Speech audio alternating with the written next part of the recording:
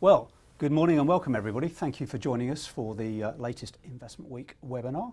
And we're going to tackle, I think, a subject that I hope is close to the heart of many of you, is how you can provide this personalised service for your clients at some kind of scale without, frankly, incurring a huge amount of cost. So to talk through, I have a practitioner, I have a business consultant, and I have a technology provider with a solution, I think. So it's quite a good mix. Now, don't forget, you have the opportunity to send in questions live as we go through, and I would encourage you to do so.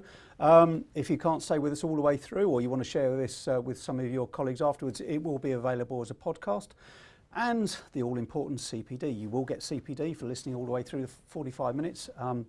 And we will be quizzing you afterwards to see how hard you were listening, to see whether you justify the CPD. Actually, that's just a little joke. Anyway, let me introduce my panel.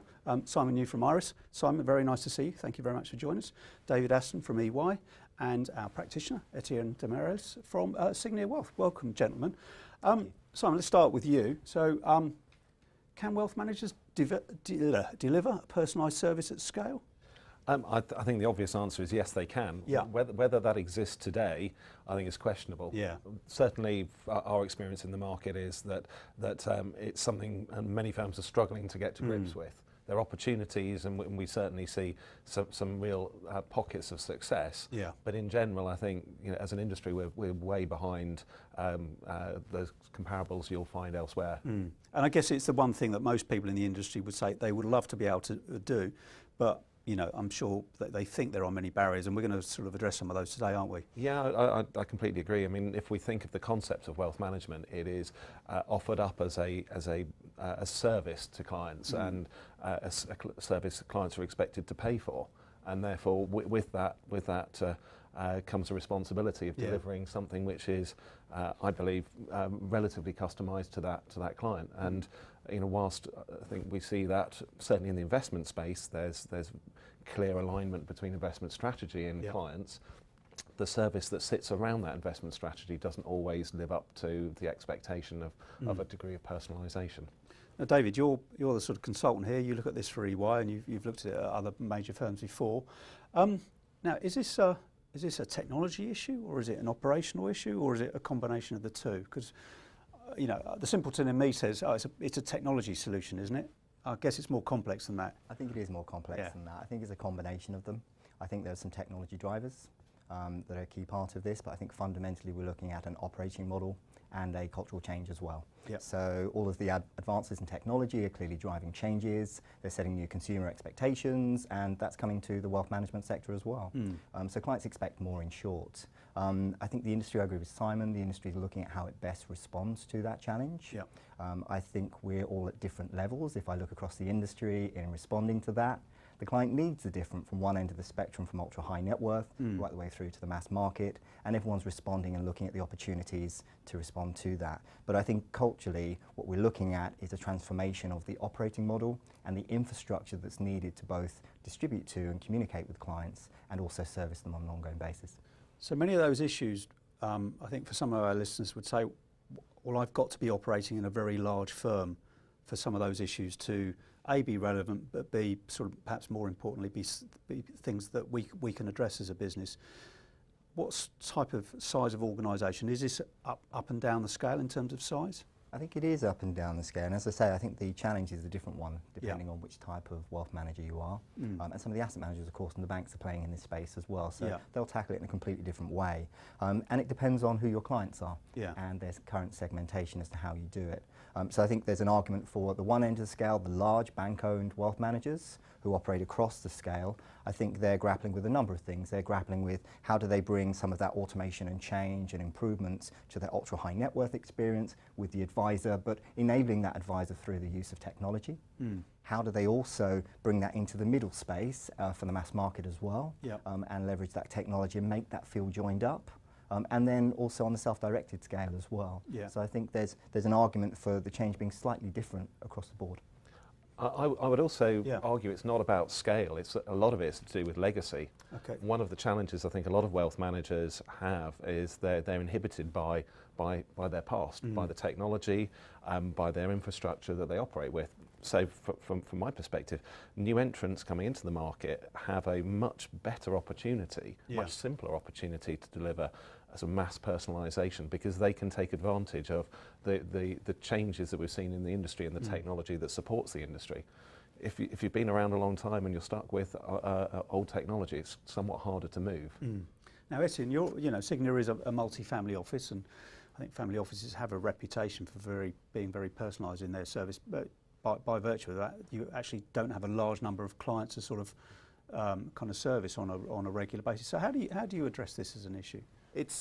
I think the issue has moved over the past years from being purely performance driven to service driven. And if 10, 15 years ago, there wasn't enough transparency in the market as to what the markets were doing and how your portfolio amongst that was doing. So service was generally delivered around explaining performance or explaining why your portfolio behaved in such a way in such circumstances. Now that anyone can access information anywhere, to have an alternative through trackers and everything, then you have to move away so they can understand how well you're doing in terms of manager, and so you have to move away from this to a more personalized service, which is, so we maintain certain amount of scale because that's how you have to run the business, but on top of that is you need to add on a layer of how can we personalize that or tailor that particular service that we provide to absolutely everyone to your specific needs. How can we adapt this to what you want? And this involves two things. The first thing is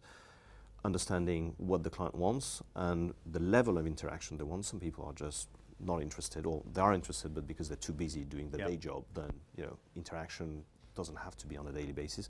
Other people are really interested in learning, and therefore you need to have a more frequent interaction with their clients, and therefore it's first of all making sure you understand the rules from day one, and as you were saying before, making sure you apply those and you follow up on those, otherwise it just doesn't work.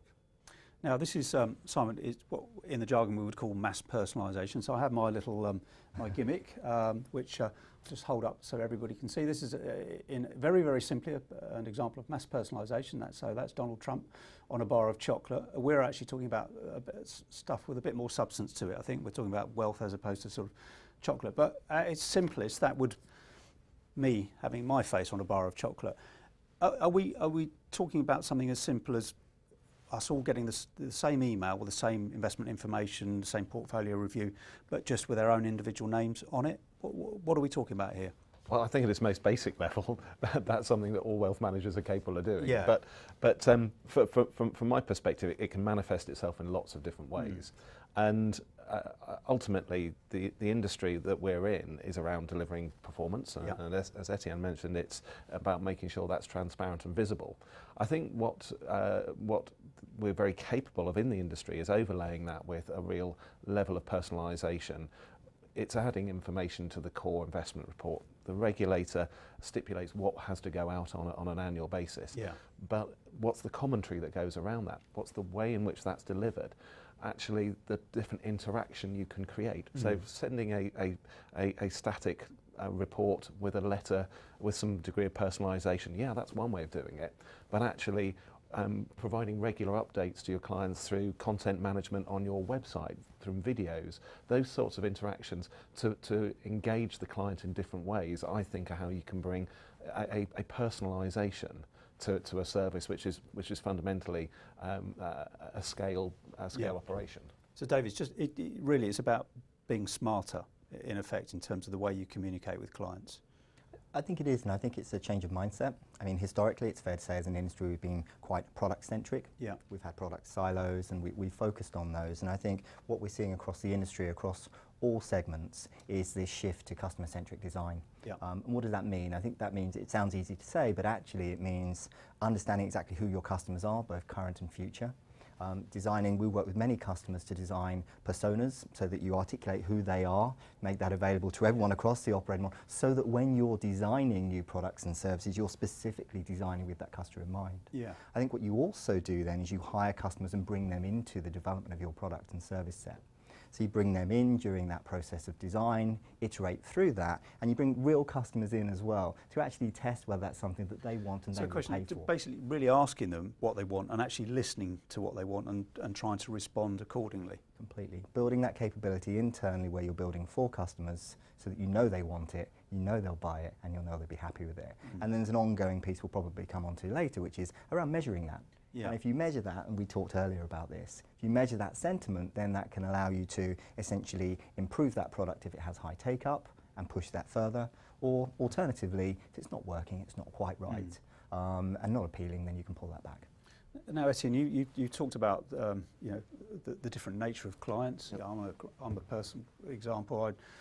I don't read anything that comes through from my sort of wealth manager, but maybe I'm lucky I get to talk to people like you all day, so I don't really need to ask them their view. But you know, what is your experience with your business? You know, how much interaction do clients typically expect, or is there no such thing as a typical client anymore?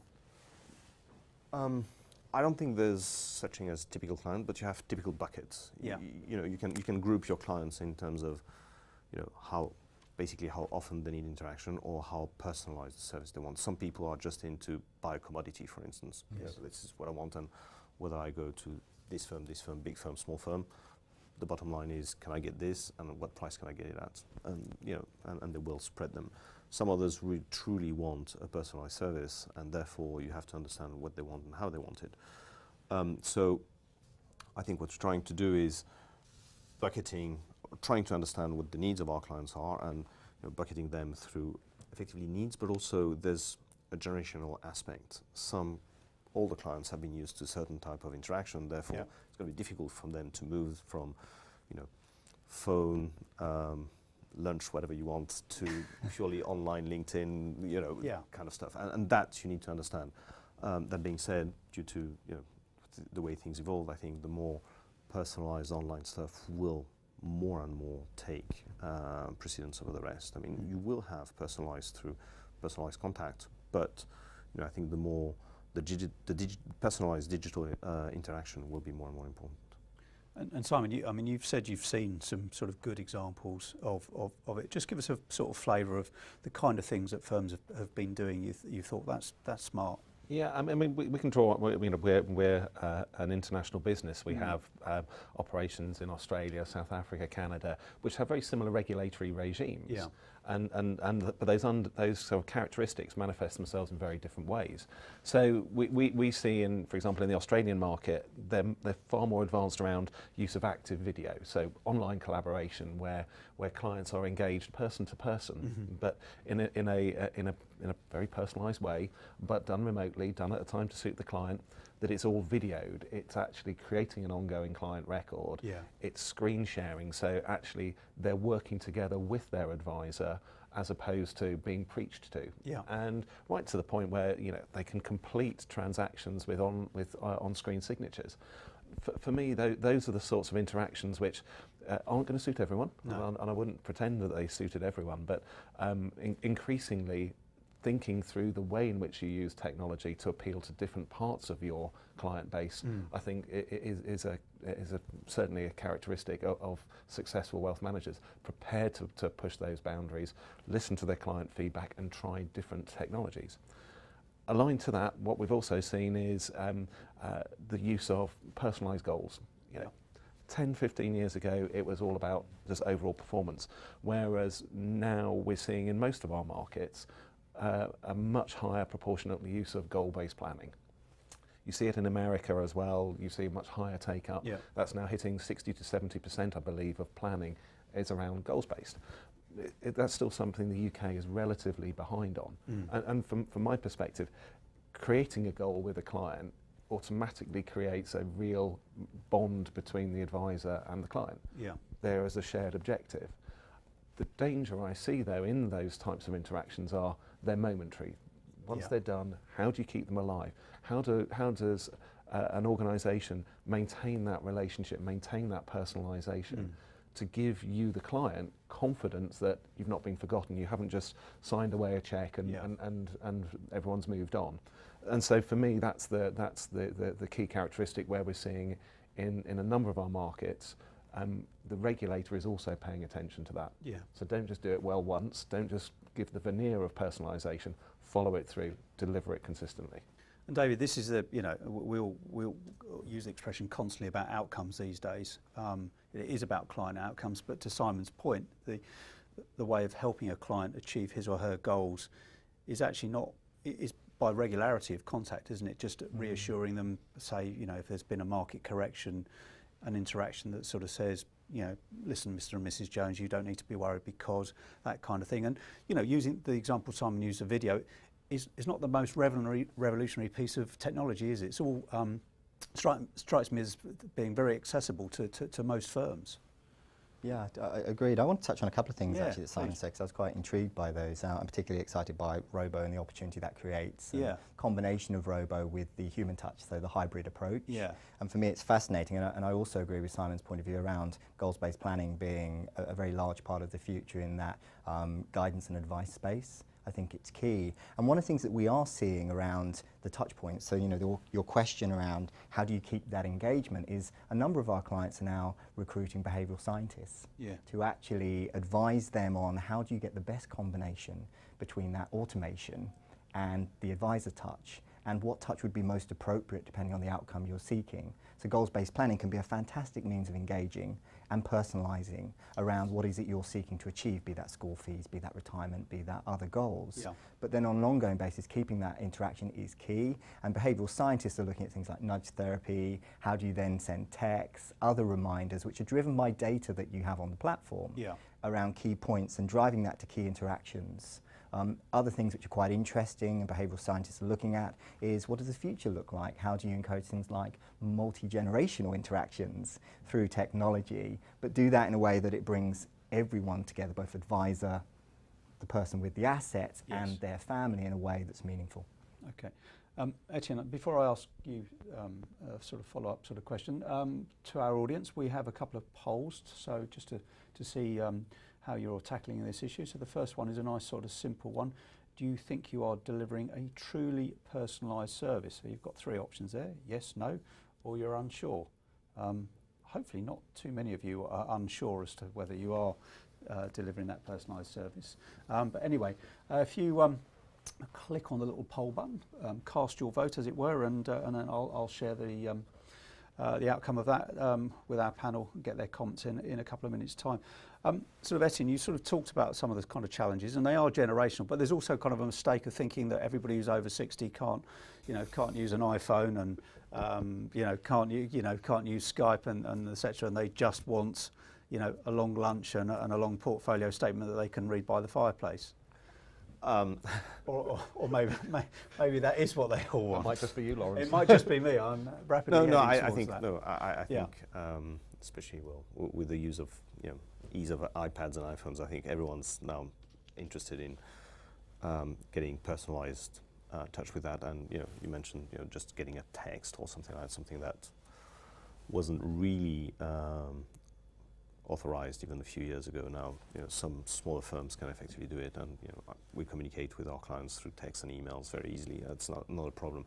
I think I was interested in your comments using like personalized videos. I think that's not quite the rule yet, at least in the UK or in continental Europe. I think that would be one of the good things to do, because face it, if you're a practitioner, then you might enjoy financial reading, but odds are that no one else does because it's painful to go through, and at some point you get lost. Whereas if you have something that's more interactive, then odds are you probably will get a better response to it than just sending a 5-page commentary on something that basically, I wouldn't say no one's interested in, but interest is probably less there. And David, you've mentioned a couple of times already this kind of issue about there needs to be a sort of mindset. So again, it strikes me a lot of what people do is they just push information at their clients because there's a regulatory requirement, and I think we all know we're all humans. We only read a small fraction of what we physically get. So the mindset change is actually thinking, does my client want it? Does my client value it? And more importantly, is it going to improve the quality of the relationship that I have with my client, I guess? It's one of the big issues. Yeah, I think there's generally a shift from the push model to the pull model. Yeah. So let's not forget the value of technology and the opportunity it creates to attract clients, to reinforce your brand. I think by putting videos on websites, you can bring the limelight that should be on the fund manager to your entire target audience, but at a scale. Without bringing the fund manager out to every single meeting that you need to. Yeah. So I think we've had lots of conversations around how that can really add value and create that virtual persona of both your investment ethic but your brand as well. And I think the other thing we've seen from our stats as well, primarily on the banking side, but I think it translates well, is that you often look at digital as an inferior way of interacting with your clients, but in reality we see an increased uptake of interactions with the brand once it's switched on the internet. So clients come more often. And what do you think the reason behind that is? I think they're engaged. I think quite often we're all internet savvy individuals, consumers. We haven't quite caught up with that from a wealth and asset management perspective yet, but it's definitely coming, and it's there in parts. And I think we want to engage with the brands that we buy from. We want to understand them more fully, and it creates a platform to do so. And Etienne, that's a good point that David makes. I mean, in a sense, wealth management and asset management seems about 20 years behind the rest of the world. I mean, you know, I know people do go into bookshops these days, but most of us spend too much time on Amazon and other online retailing, and financial services is kind of way behind in many ways, isn't it? It is, and I think that's one of the challenges for firms of all sizes to move from, you know, basically what you were mentioning, something that was done 20 years ago and keeps on being done the same way, to something that is more up to date. And you know, I think I think there's a spot currently to be taken from a firm to become the leader in that sector, because you know, very few people do it. So if you can manage to do that in a proper way and entertaining way, then I think you definitely have a spot as a wealth manager there. Okay, lovely. Now we've got a good question that's come in from Anthony at Credo Group. I'll give you guys a couple of minutes to sort of think about this while we put up the result of the poll. So Simon, I'll come to you first, so have a little think for a couple of minutes. What kind of extra data do you need to gather, or questions do you need to ask your clients in order to tailor a personalised service? So good question. And David, you were talking about sort of data a couple of minutes ago. So yeah, what is the kind of information? So let's get the result of our first poll and see how our audience is voting. Is this coming up?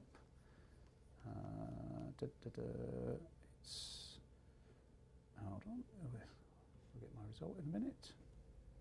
Okay, well the good thing is nobody is unsure as to whether they're providing a personalised service, so that's hugely encouraging. I'm sure the FCA will be very pleased to hear that. And 40% of audience don't think they are. So actually, I guess from IRESS perspective, great business opportunity. 60% sort of is.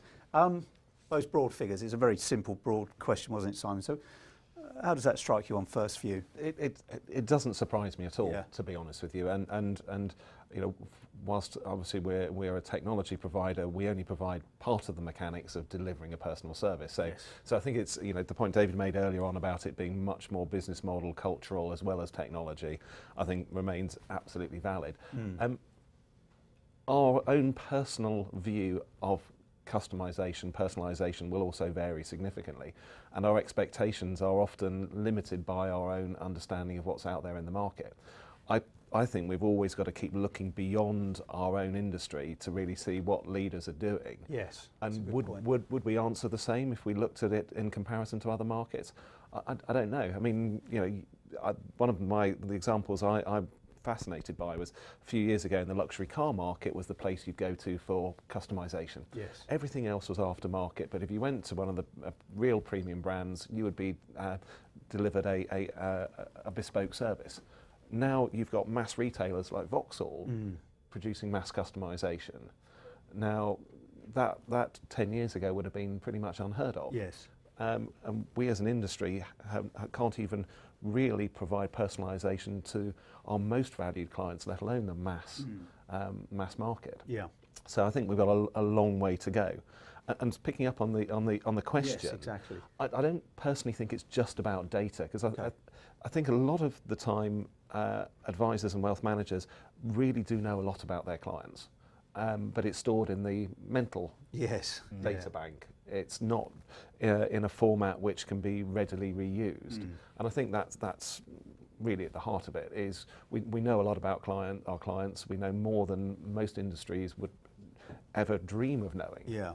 but we don't capture it in a way which we can then reuse. So what would be a practical suggestion of getting all that knowledge out of the grey matter, as it were, and in a format, simple format that can be used for the wider benefit of the business, for example? Yeah, there'll be people out there who'll laugh when I say this because it's pretty obvious from a technology provider's perspective, Sure. which is if you put it in, if you use the technology to capture it and store it, you'll be able to reuse it. Yeah. If you're still out there using paper, it's 10 times harder. Yeah. More than 10 times harder. So I think that's a start point.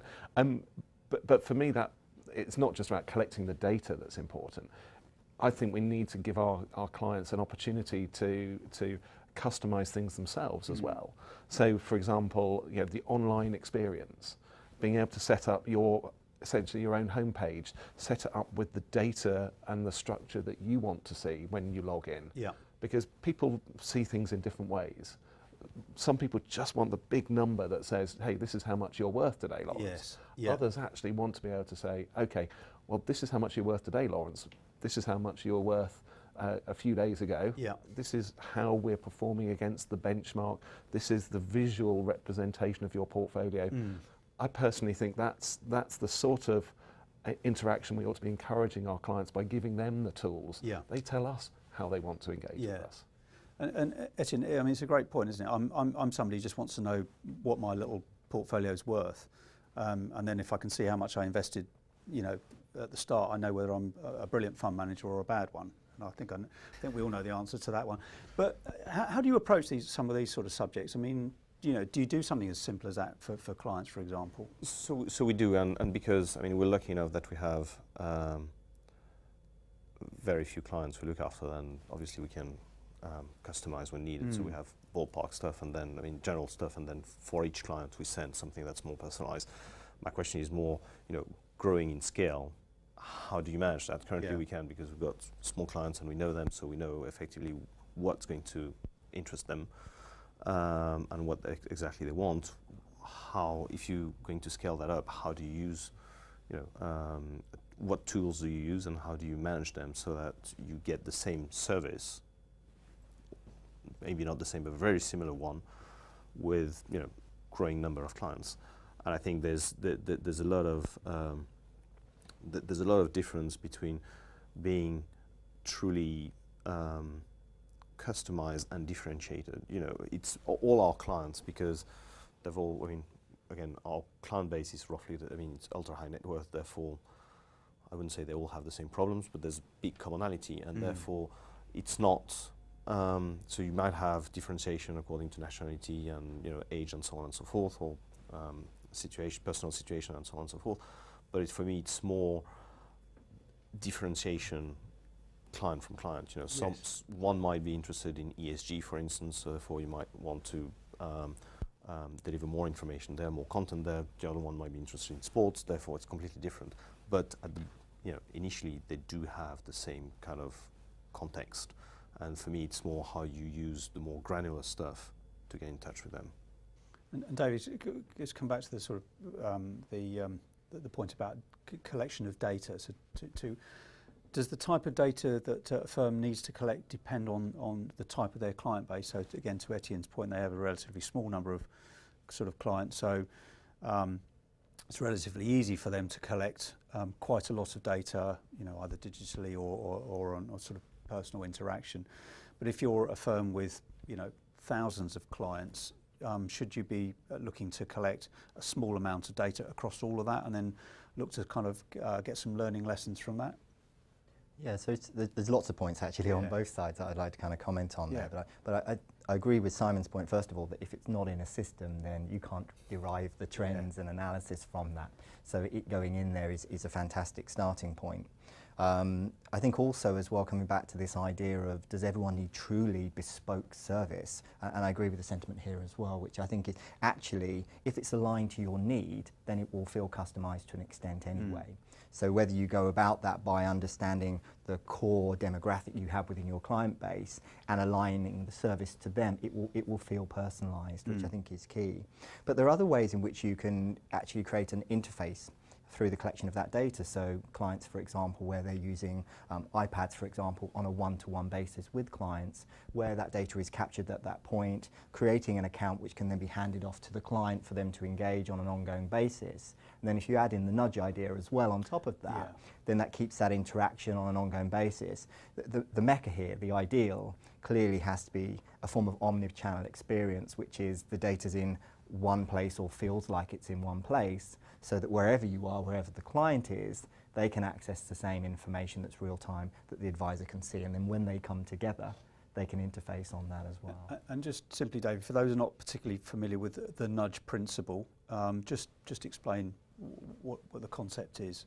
So the idea there from a behavioural scientist, and I'm not a behavioural scientist, so I'll call that out, is that we work with the innate psychology, that what we want to do, not what we don't want to do. And therefore, if you understand what people do want to do and their motivations for activity, in particular around savings and investments, then you can find the best way to interface with them. So it's about using technology to do that. And so you can make small changes to actually produce quite big effects in effect. So going back to the idea of a statement that quite simply says, you've got £1 million and you invested £10,000, that makes people go, oh, rather than... I would think it's a bit more blatant than that at times. I think, you know, nudge is very much telling people what they need to be thinking about. And just touching back on the goals for a second, if someone's been explicit enough to tell you what they're aspiring to, and they're not tracking towards that, the most obvious nudge is to tell them they're not tracking towards it. But not just tell them, but it's also to steer them about how they could make a difference. Yeah. So, I mean, certainly we've seen this in Australia, where superannuation, the pension scheme in Australia is very much driven by self-direction, because not everyone is able to take advice because of the scale of their pots. But it's actually nudging them towards, well, what would it mean if you put a bit more in? What would that do for you? Yeah. How much nearer your goal would that take you? It's relatively, I mean, for a technology firm, it's relatively simple stuff to create. But what you do with it is the important bit. How you then follow it up. So if you've seen a client interact with your technology, you've seen the client explore, well, what would it be if I put an extra £100 a month to one side? How much further would that take me down my desired route? Yes. How do you then follow that up and actually make that sticky? Yeah. How do you re-engage with the client? And that's then, for me, the second stage of nudge, which is the repetition, the ongoing nudge to kind of prompt a client. So, David, within a firm, who needs to do this stuff? Do you need to be a technology expert, or do you need to be somebody who understands clients? Because again, you know, a lot of wealth management firms will sort of go, you know, there'll be 50-year-old blokes like me who don't really want to tackle a new piece of technology. They'll go, I'll find somebody young, you know, to sort of do it. Who does tackle these kind of things within a firm? I think, again, like most of these questions, it does depend. Yeah. But it comes back to what I was saying earlier about customer-centric design. So if you understand who those archetypal clients are for you, your key categories of clients, and you have those personas clearly defined, then you can start to define an experience which they're telling you works for them. Yeah. And of course, you can measure that based on what you already know from your advisor experience. You can measure that based on what you're already seeing from technology experience. But then you can design the optimal experience. And what we found is a co-creation environment has worked well. So that brings together, and there's a key point in here around compliance, I think. It will bring together the people on the front line with the clients. It will bring together the technologists to answer what might be available. And it will also bring together compliance to answer actually what the art of the possible is. And I think the key point around compliance as well, and keeping them involved in that process, is around getting them to a position, what is permissible, what would work, what will help us, rather than this won't work. Yes. And I think in the robo space in particular, we've had lots of anecdotes around where compliance is struggling to move from that guidance to advice, because the regulatory certainty isn't there, therefore the internal certainty isn't there as well. So a combination of people. Sorry, yes. Essien, let's touch on this. So I know you don't necessarily consider robo advice to be quite the way some people are interpreting it in this sort of, within the context of this discussion. Yeah, I mean, for me, robo-advice is exactly the opposite of personalization. It's just mass marketing of a commodity product, basically, and it's just how many people can I attract and where can I put them. So, I mean, I think one of the challenges also of the industry, back to robo-advisors, one of the challenges the industry has had over the past 10 years is a lot of technology has been put into changing the way investments are made. You know, whether it's the use of AI, whether it's systematization and so on and so forth. Yes. And that's it's still on an ongoing job, and it will be for the next 10 years or 20 years or whatever. Yeah.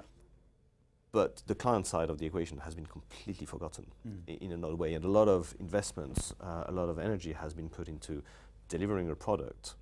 And as we mentioned before, you know, sometimes the client has been forgotten along the way and say, tell me again, what is it that you wanted? and so I think now the balance needs to shift a little bit. So we see more and more, you know, product managers, fund managers, you know, putting technology into their products, but not much into the client side. And I think, you know, robo-advisors suddenly rings an alarm bell and said people are doing things slightly differently. Maybe you should too. I don't think for, you know, for firms like ours, it's the way to go, but definitely, you know, having an element of it and more interaction, certainly what you've said about customization of client experience and so on and so forth, is definitely the way to go. So if I might just come back to the question that Anthony posed earlier on, because Etienne's answer just prompted some thoughts with me around what extra data would you want to collect to provide a personal service. And my mind was drawn towards real personal information, but actually there's quite a basic part in there, which is, do we really understand financially what clients have elsewhere as well? And to really provide that personalisation, it's not just looking at what we own or manage within a business, it's looking at that client in its totality. And that does represent a big challenge. Yes. You look at the US market and you look at some of the screen scrape technologies that are out there to try to bring that together. I mean, certainly, you know, as a firm, we look at connectivity to different businesses and different markets, different platforms as something central to trying to collate that information into one place, because we see that as underpinning a robust engagement. I'm sure as you're saying that, Simon, I'm sure some wealth managers are probably thinking, yeah, but the problem with some clients is they don't actually tell you everything. The number of anecdotes I hear about, you know, large amounts of cash sitting on deposit in building societies that, you know, advisors find out about almost years down the line, and the clients moaning about not having enough income in retirement is a bit of a challenge. Let's get our second poll in. So to our audience, same format as last time. The question is a nice simple one. What tools are you using to help deliver personalisation? You've got a few more options here: a client portal, a CRM system, cash flow planning, video conferencing, it's already come up, digital robo-advice come up, or none of the above. Well, again, I hope none of the above gets a 0 on the replies, because that in itself would be a kind of tiny little bit sort of worrying. Let's sort of move on. David, you mentioned sort of data, and you know, there's big data and there's small little pots of sort of data. How, in your experience, are successful firms using the pots of data that they've got? What are the kind of, what are they looking for? What are they learning from it, and how are they sort of developing that in their business? It's probably not my sweet spot, but I mean, a couple of areas that I'm seeing that's being used. It's being used in the front office. So it's been used quite successfully in the front office to tap into alternative forms of data, which can include and give predictive analytics. So to spot trends before they occur, and bring that to the portfolio managers for them to act on, or at least add to their suite of information. So we're seeing a lot of that occur. And then I agree with Simon's point around the extra data that can be captured.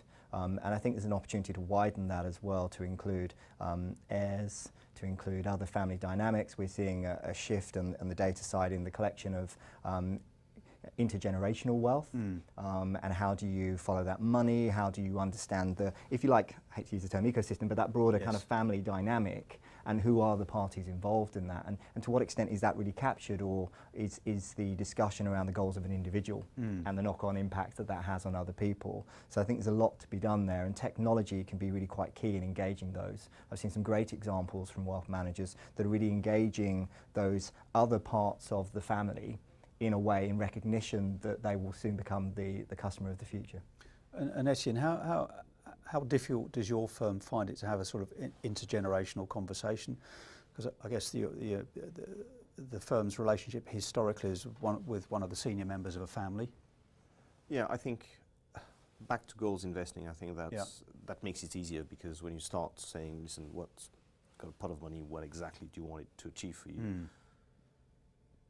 very quickly the conversation will drift onto, so in the future, what is it you want to do? Do you want to create a foundation? Do you want to leave money for your children? If yes, how much? And so on and so forth. And so very quickly you do bring the next generation into the loop, if only just mentioning them and so on and so forth. I think at some point, and your clients are also aware of it, they need to discuss how to pass on the baton to someone else. Yes. And whether that's going to be done through, family reunions or just one person in the family and so on and so forth.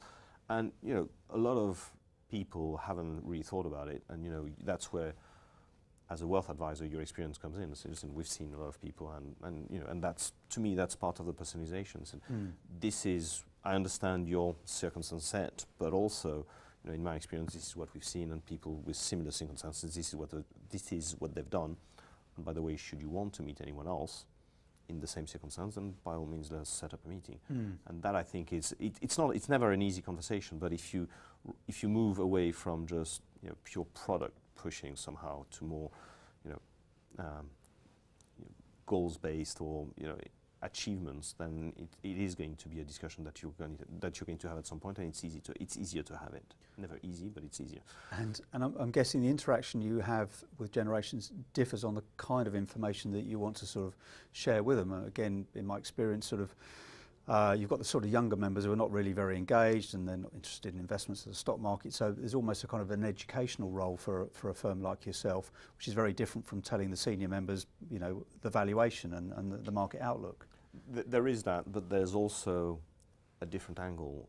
The younger generation will probably, from what we've seen, be more ESG inclined, for instance, and there's more an aspect of giving back to society, whereas the older generation is now just coming into it. So from time to time you say, okay, fine, this is what you're doing currently. Obviously, there's a shift to be taken at some point. When do you want to take it, and how do you want to take it, and again, how do you transition just from that philosophy and investment philosophy to the other one? Now, Simon, let's just touch on the regulatory sort of imperative here, because I think over the years one of the most commonly reasons why firms get fined is for poor record keeping. And you said a couple of minutes ago, get the data, don't get it on paper, get it in a sort of electronic format which you can use. But I think this whole regulatory issue is one, again, where in this sort of quest for personalisation, better service, the technology is very important, isn't it? So let's take the one which I'm sure is causing a lot of sleepless nights around the industry, MiFID II. Yeah. And something as simple as the 10% drop rule. Yes. Yeah, we see clients tackling it absolutely rightly from a regulatory perspective in terms of how do we meet the regulatory standard. Whereas actually, if we think of it a little more laterally, it's how do we use the information we have to keep that client engaged. If we only engage around a 10% drop, something's a bit wrong. Yes. And most wealth managers would be in contact with clients more regularly anyway. But I think, for me, the regulations driving a transparency and a visibility, we shouldn't be held by it being the 10% rule. We should be looking at it and saying, well, how do we communicate with clients more proactively around significant changes? And that doesn't mean just changes to their portfolio. It means changes to investment strategy that may interest them. And it comes back to that content management. How do you project that out to them? So you're not just taking an event and saying, well, I've got to hit the reg standard. It's taking the mindset of being more visible, more transparent, more engaging, and using that to your advantage. And I think there are some examples of quite large firms who've kind of felt the FCA's wrath. One comes to mind, which I think you mention. Yeah, I mean there's numerous. I mean as you said, record keeping is one thing. The one which we've seen certainly in Australia and we're beginning to see here in the UK is that ongoing follow-up. Yeah. Having provided advice or entered into an investment arrangement, it's then what's that ongoing interaction with the client? Have you demonstrated you're providing an ongoing service? Have you used the information at your fingertips to actually engage the client appropriately and follow that through? And we've certainly seen some fines in the last few days for people not doing that here in the UK. And we've seen it in Australia to a significant extent. and that's changing the way that people use the technology. It's making them think more about how proactive they need to be. Okay, we're getting towards the end of our debate, everybody, so I'll just before I ask you for your sort of final thoughts, almost the sort of takeout from today's conversation that our audience sort of needs to sort of think about. The results of our second poll is a nice spread of ways that people are personalising or attempting to personalise services, and not surprisingly, cash flow planning comes out as one of the most favoured options. A CRM system, again, nearly 30% of our audience are using one of those, so that's kind of encouraging.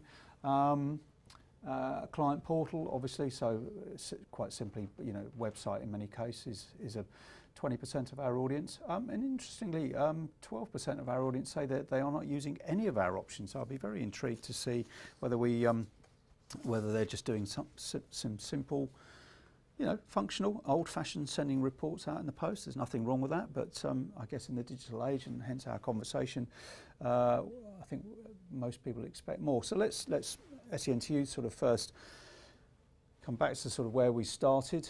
How can wealth managers deliver a personalised service at scale?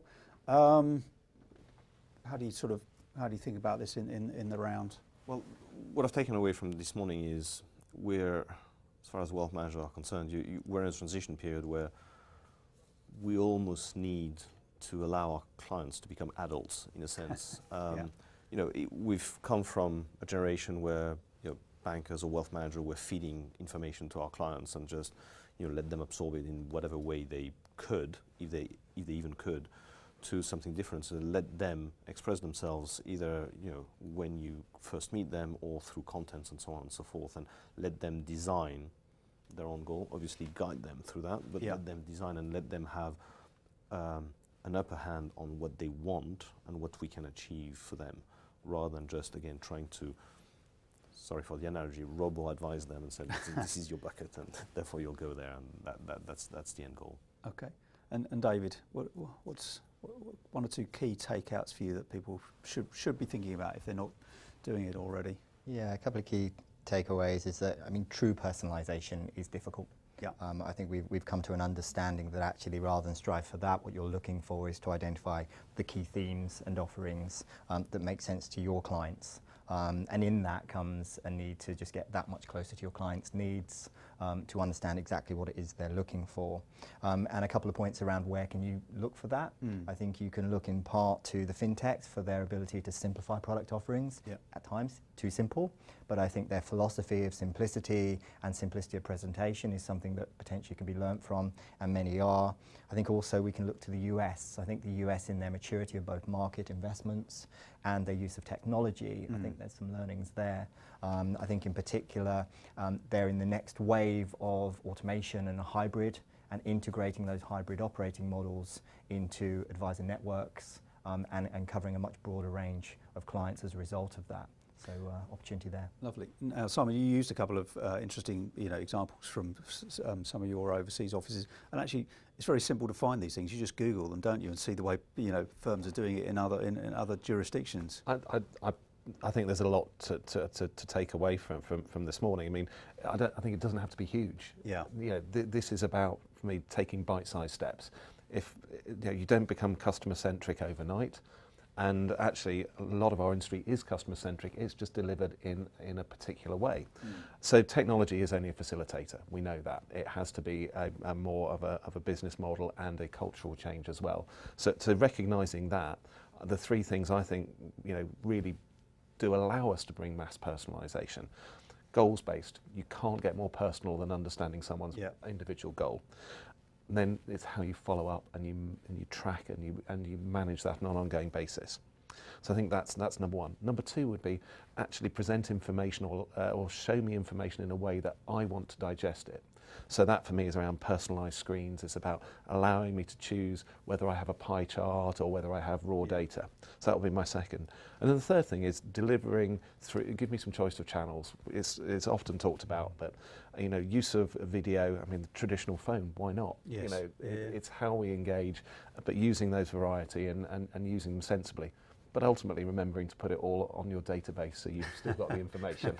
Yes, so if you take nothing away from today, audience, please make sure you've got everything put down in a database somewhere that not only you can access, but also the regulator if you need it in the future. So my thanks to Simon, David and Etienne. Thank you to you, the audience, for listening in. I hope you found it useful. As I say, this will be available to download as a podcast if you want to share it, or even go back and re-listen, because there's many fascinating points made, and it has been available, it is available for CPD authorisation as well. So from me, Lawrence Gosling, thank you very much for joining, and we'll see you again soon. Goodbye.